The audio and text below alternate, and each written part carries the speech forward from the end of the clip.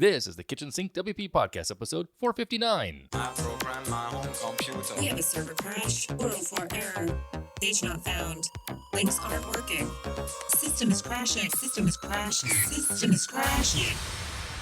Your old HTML website, barely alive. We have the technology. We have WordPress. A new website, better than it was before. Better, stronger, faster.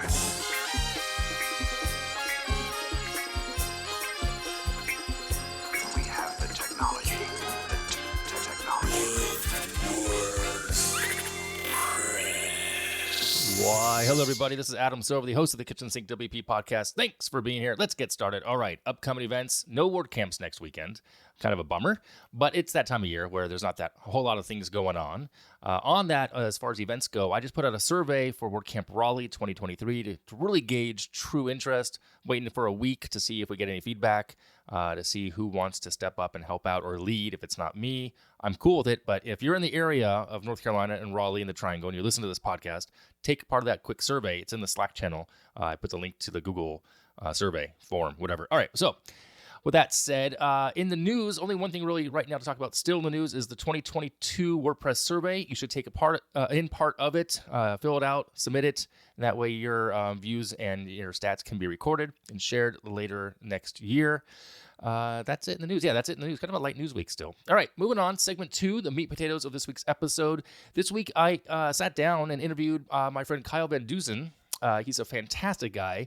We talk about how he went from print to digital, and then also into community building as well. So take a listen. Here's the interview with Kyle. He's an awesome, fun, loving guy. Honestly, he's really cool. So take a listen to that. I'll be back after that with the achievements of the week and to wrap things up. Today, I am joined by Kyle Van Deusen. Kyle is a website developer and the co-founder of TheAdminBar, and he does so many other things. He plays guitar, I think, or he just has one in the background that I can see. But nonetheless, welcome to the podcast, Kyle. Absolutely thrilled to be here. This is just a green screen behind me. I know this is great for podcast listeners, but yeah, those things are just collecting dust behind me. Nice. Not a green screen, real guitar. I have one also behind me. I think it's behind me. It's the same thing, collecting dust. And ironically enough, it was a gift from yet a different Kyle. Yeah. I don't send guitars to people, so you won't confuse me for that. Yeah, and it has a broken string. It didn't come that way. I broke a string when trying to tune it, and I have yet to restring it. I'm scared to restring it. So anyway, so for those who listen to the podcast, those who know, you know, I always like to tell the audience how I might know the guest. And in this case, I think, if I'm not mistaken, you reached out to have me on your podcast a few years back. Yeah, I think that's right. Yeah, and I was like, yeah, I listened to your podcast. I know who you are, and you guys knew who I was. I was like, I was all fanboy. I'm like, oh my God, really? To be on the TheAdminBar? That's awesome. So that's how I very seriously doubt that's true. But no, it's true. That's how we know each other. But so we've never met in person. No. But we've spent a lot of time on cameras together just because I have a plethora of ideas. You help shoot them down. It's okay. I'm not bitter. That's my best trait, is finding flaws in other people. I'm like really scarily good at it. Awesome. Nice. So with that said, moving on to the questions I have for you, because you do similar things that I do and you do other things that I don't do. I have questions for you. And I think the audience wants to know, first and foremost, how did you get here? What was your path into WordPress? Man, that's a long story. I'll keep it short. Please. I worked in the sign and print business for about 15 years. Really got sick of that, kind of hit my ceiling there.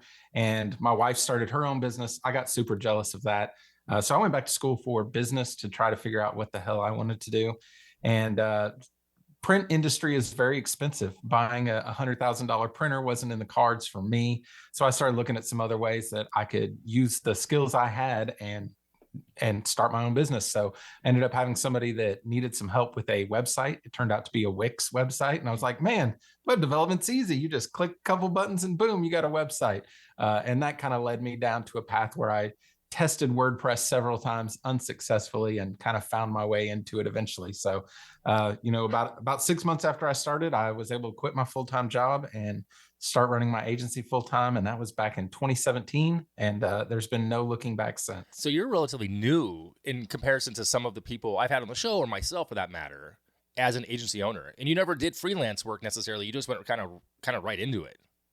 Yeah, I mean, I don't know. where everybody draws that line is difficult, right? It's just me. I Right, just kind right. of, portray myself more as an agency more than Right. a freelancer. Well, So I think that there's a blurred line. yeah, the definition, in my opinion, in my mind, has always been, if it's just you, well, I guess you're right. It's kind of it's a gray area because it can be just you. So you're an agency of one, right? Mhm. But a true agency is you have more work than you can handle. So you have a team. So you might be doing, excuse me, excuse me, the business development. You might be doing certain high level tasks, but you have a team of other developers, designers, writers, that kind of thing. But you don't have that. You just do it all yourself. Yeah, I mean, I have a few people that I'll outsource stuff to here and there. So I have like a copywriter I work with fairly frequently. Okay. But it's not an employee or anything like Right. that. And then I have some people that when I have overflow work or something that Right. I'll bring in to help out with things. But yeah, I mean, it's definitely more like a freelancer than it is an agency. But it's a 4-letter word for me, so I don't use it. What agency? Freelancer. I mean, yeah, I know what you mean. Yeah, it's true. I mean, if you are just a person of one in the day to day, you kind of are a freelancer. But yeah, it's weird how it has that connotation of not as legit, right? It's less than full time. It's lesser. Sometimes a freelancer has that. It's almost like you're a temp. Right. Right. And so I guess I kind of think of freelancer more like I'm a hired gun that other people will bring in to help with projects. So if I was like doing a bunch of work for other agencies and they'd bring me in for a project and I'd go to a different agency, Right. I might think of myself more of a freelancer that way, but I'm dealing directly with the client. With clients, yeah, so right? you own I'm a running client. Yeah, you run a business. But the difference also is if you don't do the work, then the work stops, the income stops. Right. So that's the difference also between a business and quote the hobby, not the, you know what I mean? That's the whole tax aspect of it is you can't go on vacation in the sense that still have income coming in unless you have MRR, for those who don't know, the monthly recurring revenue model, right?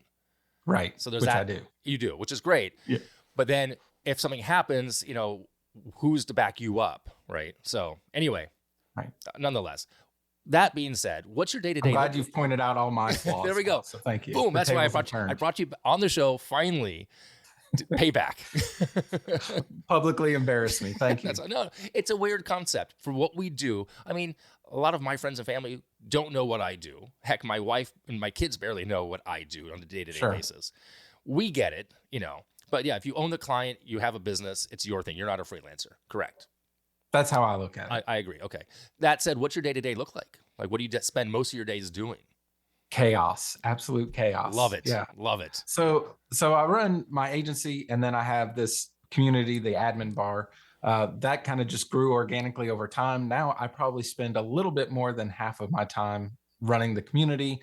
We have some private masterminds and stuff that I spend hours on every day. So about half my day is split doing agency stuff and the other half doing the admin bar stuff. Although I'd probably say at this point, it's a little bit more admin bar, but it's not really very regimented in the fact that like, okay, the first 4 hours are this and the next 4 hours are this. It's kind of just back and forth. I have multiple monitors and they're kind of all doing different things. So, I've luckily been able to slow down the amount of projects I have to take on every month. So right now I'm being a little picky and choosy with client projects. So at this exact moment, I have no open client projects other than all the recurring stuff. Right. So right now, this month, I'm kind of focusing on more stuff for the admin bar. So that was actually my next question is what made you start that? How did that happen? And I'm not going to lie. I remember jumping into it after the podcast that I was on with you and Matt Siebert is your co-founder for that, right? Right. And it's weird. Well, tell me first of all, how and why did that start? Yeah. So when I was still working a full-time job and kind of doing this on the side, trying to pick up some business, a random stranger reached out to me and was looking for freelance help, essentially. So I did a project with him, turned out to be Matt.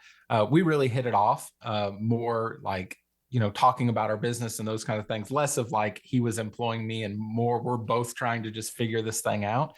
And we realized that us talking, it turned into pretty much every day, but us like helping each other through like, oh, I already ran into this problem. Here's the solution. And then I would help him out. We were able to grow our businesses so much quicker that way because we were able to learn from each other's mistakes, kind of piggyback on one another. And I was like, man, this is crazy. He had been running his business a lot longer than I had, but both of us, our trajectory just went way up after doing that. And I'm like, okay, well, if this works for me and you, then what if we multiplied this to a lot more people, right? What if we got a lot more people involved with that same kind of mission to help each other out and like, just share information and try to help everybody, one up their game a little bit. So that's why we started the community. It's morphed and grown to all kinds of different things since then, but that's really the origins of it. Interesting. I'm pretty transparent, as you know, with the business, my business, and some struggles here and there. And I was a little jealous because, I've been doing this. You guys have a podcast as well, where you have a podcast loosely. It comes out. Yeah. But it was consistent for a while. Now it's not. Mm-hmm. Right. I listened to it. Obviously, I was on it. But, I've had my podcast every week for 8.5 years. And I have always had the idea, I guess I kind of feel like I missed that window to start a community. Like, should I have done that? And at this point, well, I guess I could, but to what end? And, I guess it wasn't in my purview at the time. And I'm always really hesitant on promoting my own stuff, as we just talked about before I hit record about this newest thing I just launched. And we'll talk about your thing that you have as well. But so twofold. One, you have the community. It's on Facebook, which for better or worse, it's there, but it's thriving. It does well. Sure. And then from that, you launched, out of that came the masterminds. You have the what's it called? It's called Table. Table, which is like the AdminBar. You have the table. Yeah. I mean, I love it. And you have the masterminds. So tell me where did that come from and how's that working for you and for the people in it? So we've really just, like I said, there was no real agenda, there was no business agenda to starting the AdminBar, which I think is a huge part of why it's been successful. Is like, I wasn't trying to sell anybody anything. Right. I was like, hey, let me share everything I'm doing. You share what you're doing, and we'll try to all figure this out together.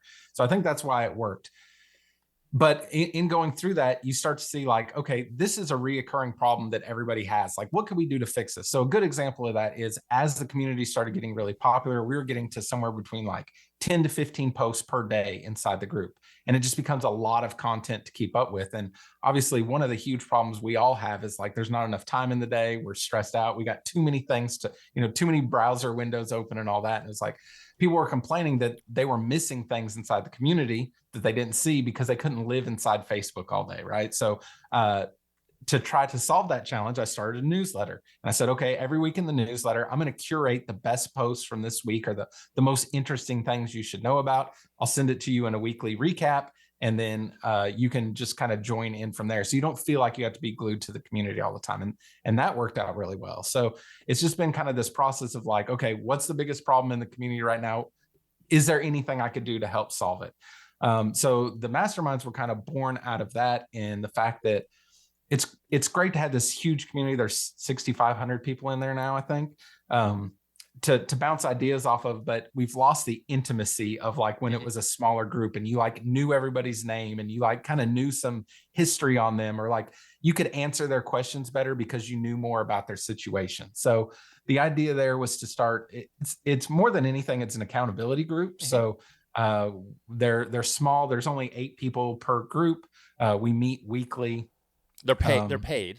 They're paid groups, yeah. Right. Which I think makes a difference, right? I mean, yeah. I'm a huge fan of masterminds. I'm in one. We just finished. It's been the same 4 or 5 people over the past year or two, but we came out of another Facebook group, and actually, no, it's a Slack group, the business of WordPress, and yeah, it's different. So, but we don't pay each other. No one's running it officially. Right. Which is good and bad. And I've been in a mastermind 9 years ago. That's how I got to where I'm at right now. I mean, the first mastermind ever got me to launch this podcast. So I definitely give it props because it's accountability. You don't want to be the guy or the person who didn't do the one of 3 things that you said you would do the next week. Right. Yep.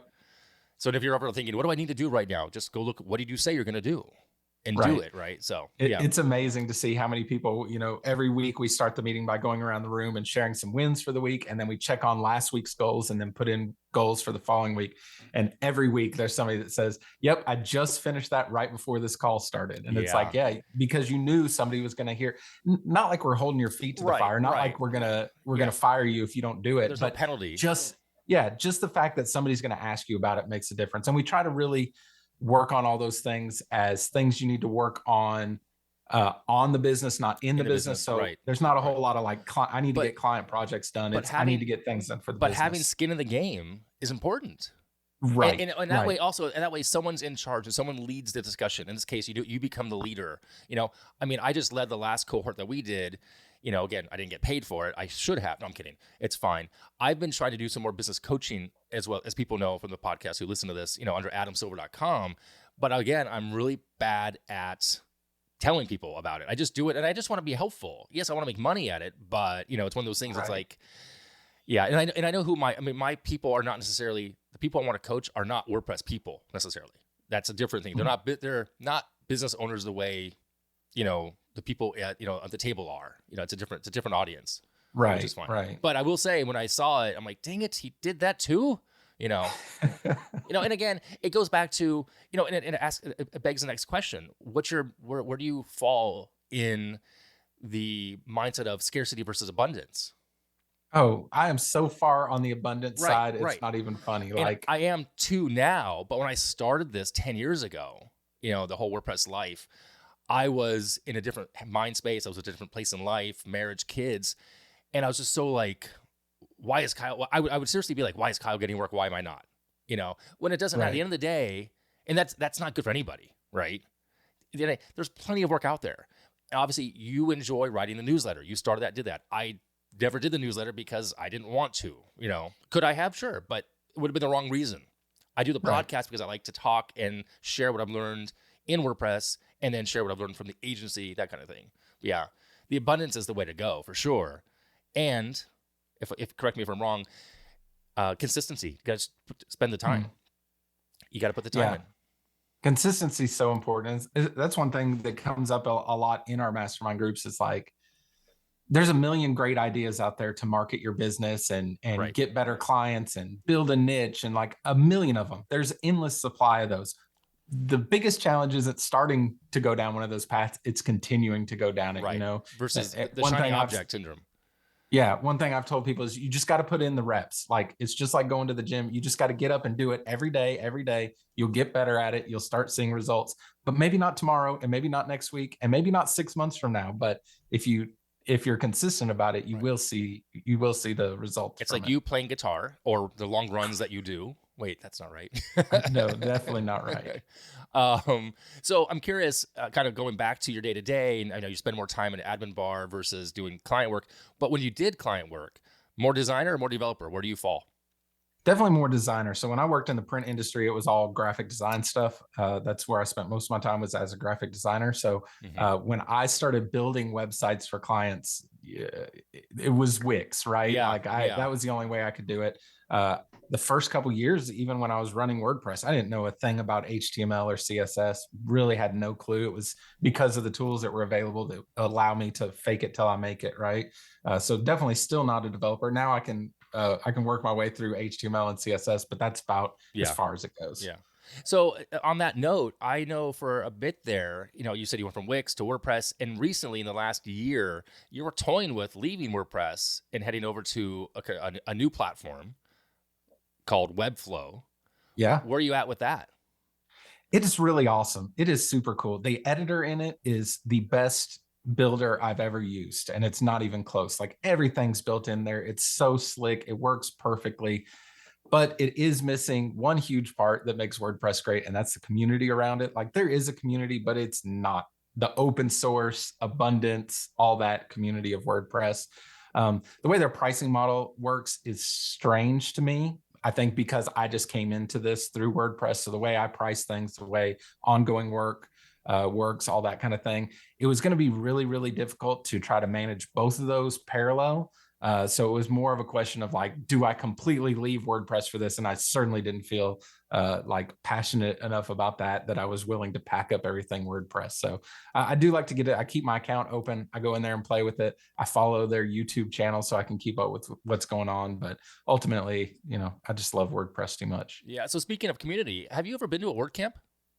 I have. Which one? Here in Dallas, Dallas Fort Worth. Okay. Oh, you know, actually I was going to come to the last one, but it was 2020. It was like, it got canceled. Yeah. I was actually, I think if I'm not mistaken, that was the one that I was the, what's it called? You know, WordPress Foundation, the central I was not a consultant on it, the mentor for the lead organizer. Okay. Yeah, because I've done a whole bunch of camps. Have you ever gone out of state or area for a WordCamp?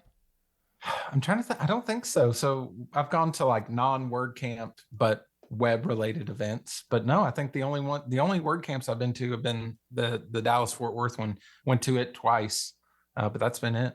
So do you know Carrie Dills? She used to be there in that area. Do you know her? I don't, not off the top of my head. She's moved to the West Coast, and I think she probably moved to the West Coast after you came in, or before you came into the kind of the fold, if you will. Gotcha. So, okay. A couple more questions for you, and then I'll let you go, maybe. We'll see. So on the issue of design, development, but you also have a product. You've done some products. I'm curious, how did that come to be? I think, you have the WOM.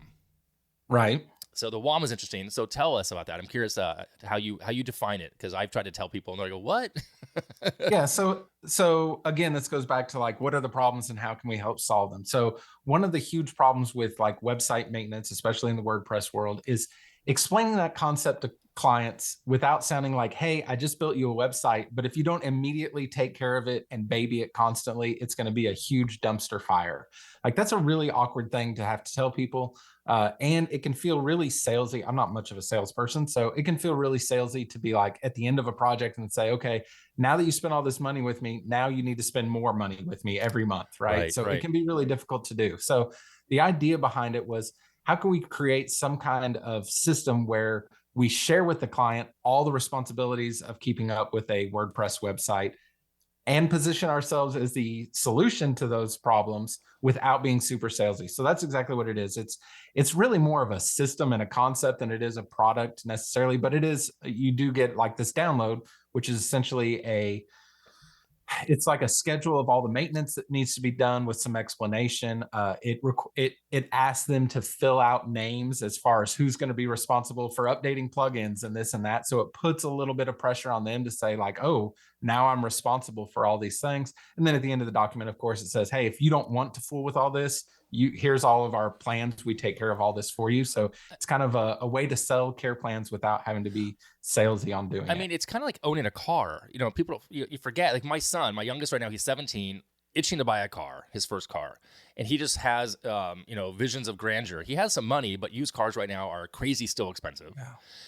But he'll say, "What, can I get a Cadillac?" Because he found like a Cadillac CRX. I'm like, no. He's like, why? Because maintenance of Cadillac is a luxury car. It's a lot. You can't afford maintenance, But there is maintenance to be had. So his budget is, let's say $7,500 because he has $10,000, but leave some money left over for tires, for lube and oil, for insurance, those things. That's the same kind of concept. If you think about it, the car is not free. Even if you pay in cash and there's no payments, there's still maintenance. Yeah. And I understand why everyday clients don't understand that comes with the website. So the education part is important. The WOM does a little bit of education as well. And I do recommend people introduce that as early as they can in the process, just to make people familiar with it. Even if you don't try to make them sign up for it day one, at least introduce it to them so it's not a shock when their website's built and now they have to spend more money. Yeah. I have a question. So you mentioned the word care plan. Why do you call it a care plan versus just, on maintenance, or there's a whole conversation out there about that, like it's care plan or is it is it managed hosting? What's the difference between that? Why do you call it a care plan? So in this setting, I naturally called it care plan, and I think when I'm talking with other WordPress people, I call it that because it seems to be the most like, I don't know, universally understood concept for what we're talking about, right? I don't actually call that.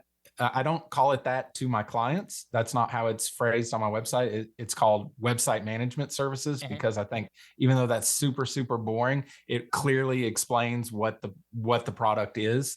So I've called it several different things over time, but that's what I've landed on for clients. But I think just in settings like this, care plan, everybody kind of knows what I mean by that. Yeah, I don't call it a care plan ever, anywhere, because to me, it's like, I don't know. It's called a monthly maintenance plan, or we, at this point for my agency, I actually have two policies. One is I charge people more money if I don't host your site. If we built it, but it's on a different host and server, I charge you more monthly because I can't control everything about that server.